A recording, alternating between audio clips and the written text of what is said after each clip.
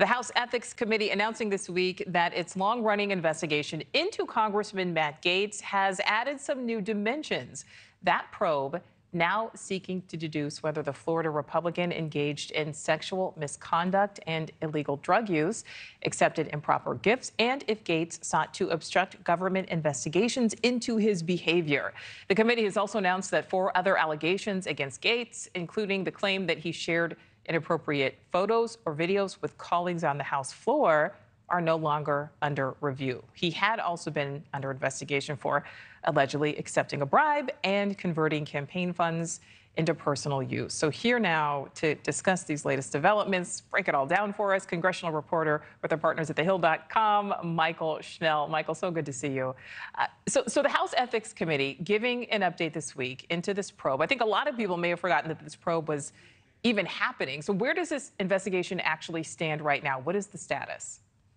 Yeah, and Nichole, I'll note this was a rare update from the Ethics Committee. We typically don't hear from this panel, which is unique on Capitol Hill in the sense that it's made up of an equal amount of Democrats and Republicans. But essentially, the Ethics Committee coming out with this statement saying that the investigation into Matt Gaetz is continuing, noting that it has issued 25 subpoenas, expanding the probe in one sense, saying that it's looking into potential obstruction of the investigation while also narrowing it in another dimension. And it noted that the committee has gotten an unusual amount of public reporting in this case. So nonetheless, the Ethics Committee continuing along with this investigation into Congressman Matt Gaetz. And again, this really rare update from the Ethics Committee. Typically, it just the panel just operates behind the scenes quietly. All right, so we got this rare update, Mychael, but just talk about the purpose of this investigation. What is the committee trying to do?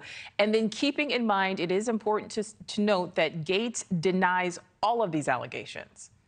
Yeah, that is a very important thing to note there. Essentially, the panel is looking into these various allegations against Matt Gaetz, whether he engaged in sexual misconduct, whether he engaged in illicit drug use or accepted improper gifts. It's also looking at whether he dispensed special privileges and favors to individuals with whom he had a personal relationship. And as I mentioned, if he sought to obstruct government investigations of his conduct. So look, it's also worth noting that the DOJ back in 2023 declined to prosecute Gaetz for these allegations. But afterwards, the Ethics Committee decided to revive this investigation into the congressman. And so that is now where the Ethics Committee is here. But a number of lines of investigations. But again, note Matt Gaetz vigorously denying all of these claims against him. All right, Mychael. So what could ultimately happen to Gaetz once this investigation is concluded? Yeah, well, look, I mean, typically there's not that much. Well, not actually, I shouldn't say that, but there has been a lot of examples of the Ethics Committee really taking the limelight and drawing national headlines as Congress will remember. Back in December, the Ethics Committee came out with that really scathing report about now former Congressman George Santos. And after that report came out, the House voted to expel Santos, a very rare thing. I believe he was only about the 6th member of the House to be expelled in history. So a very rare thing right there. So the Ethics Committee will continue its investigation. It'll write up its final report that will be released to the public, and then there could be some recommendations afterwards, and we'll see where the committee goes from there. There really isn't a clear-cut process and outcome for this, but nonetheless, the headlines here, Nichole, 25 subpoenas. This investigation is continuing, expanding on one front and narrowing on another front. And again, the clear line through it all, Congressman Matt Gaetz denying any wrongdoing. And another clear line here, last question for you, Mychael. There's a lot of finger pointing. This is Washington.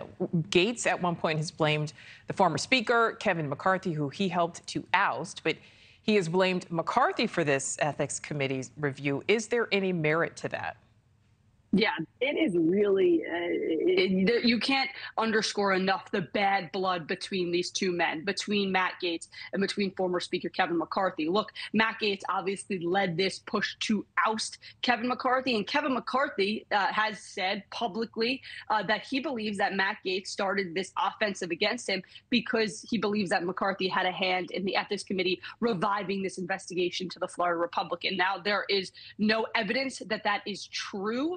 Matt Gaetz has denied that allegation, essentially saying that his effort to oust McCarthy was because he thought he was a failure in leadership. But nonetheless, there has been a lot of finger pointing between these two men, a lot of bad blood, even despite. Thank you for watching. Go to newsnationnow.com to find News Nation on your television provider. And don't forget to click the red subscribe button below to get more of News Nation's fact-driven, unbiased coverage.